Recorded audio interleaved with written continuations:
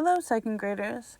Today we're going to learn about the Earth's revolution and how it relates to the seasons in the Northern Hemisphere. So right now, Earth is moving.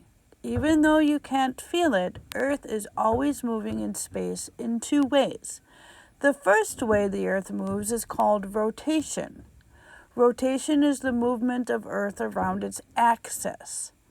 This controls the cycle of daytime and nighttime.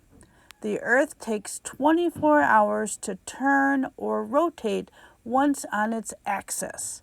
The Earth rotates in a counterclockwise direction from daytime to nighttime and back to daytime again. That's what we talked about last time. Remember, counterclockwise means to move in the opposite direction from the hands on a clock.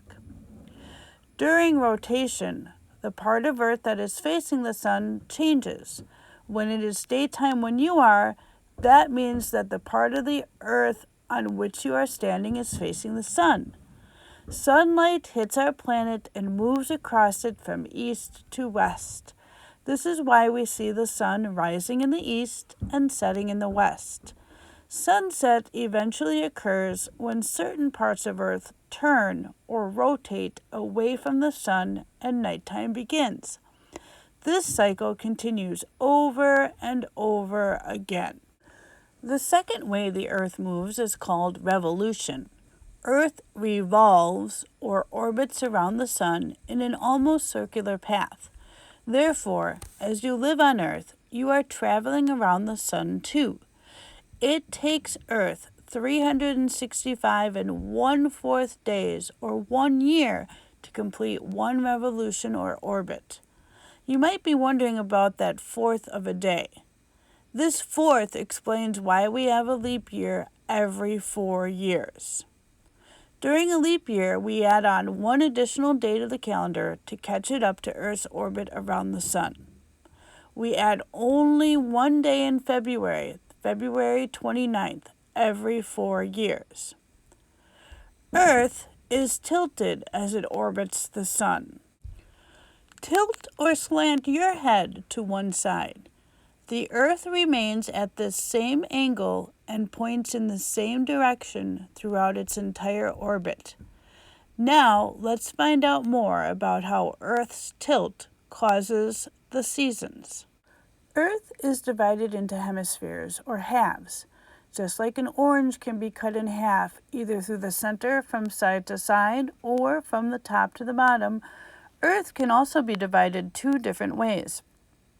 Our planet is divided in half into the northern and southern hemispheres by an imaginary line on the surface called the equator. The equator is the same distance from the North Pole as it is from the South Pole. The United States, where we live, is located in the northern hemisphere. Earth can also be divided into two halves called the eastern and western hemispheres. These hemispheres are divided by the prime meridian, an imaginary line used to split Earth into eastern and western halves. Here is a picture of the Earth with the equator and the prime meridian. When the northern hemisphere is tilted toward the sun during Earth's revolution around the sun, it receives more intense light from the sun at a more direct angle. During this time, it is summer in the northern hemisphere, around June 21st each year. The sun reaches its highest point observed overhead in the northern hemisphere. This is called the summer solstice, and it is referred to as the longest day of the year.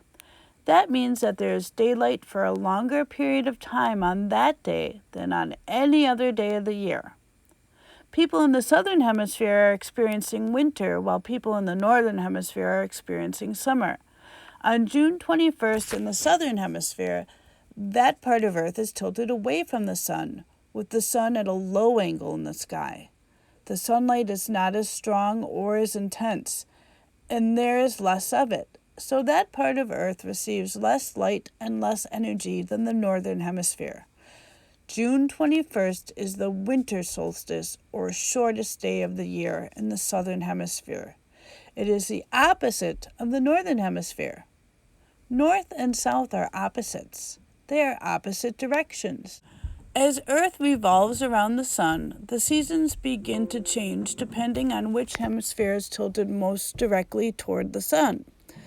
This depends on where Earth is on its revolution or orbit around the sun.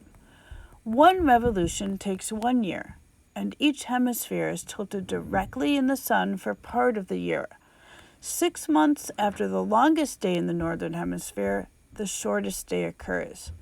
The winter solstice in the northern hemisphere is on December 21st. This is, of course, the longest day of the year, or summer solstice, in the southern hemisphere. They are opposites. When Earth is halfway between the two solstices, both hemispheres receive the same amount of sunlight. This means that the hours of daylight and of darkness are the same in each hemisphere. The days that are equal are called equinoxes.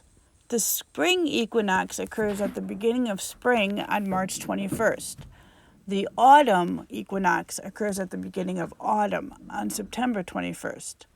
The cycle of one complete orbit or revolution of Earth around the sun marks or measures 1 year. Living things respond to the changes in sunlight and warmth throughout the 4 seasons of the year. With increased sunlight and warmth during spring and summer, many living things tend to grow well. Animals are born and plants grow. With decreased sunlight during autumn and winter, some plants are ready to be harvested, whereas others die. Some become dormant or stop growing and making new leaves for the winter, and wait for the sunlight to return. You will see that most trees do this in the fall and winter. Some animals, to avoid the winter chill, hibernate or migrate.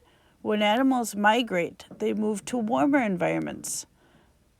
Think of 2 words that describe each season. Not every part of Earth experiences 4 different seasons. Different areas of Earth have different types of weather. This is partly because of the shape and tilt of our planet. This means that different parts of Earth receive different amounts of sunlight and warmth. The area around the equator receives the greatest amount of direct, intense sunlight.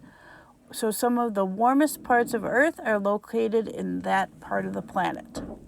The North and South poles are at opposite ends of our planet, and they receive the least direct sunlight.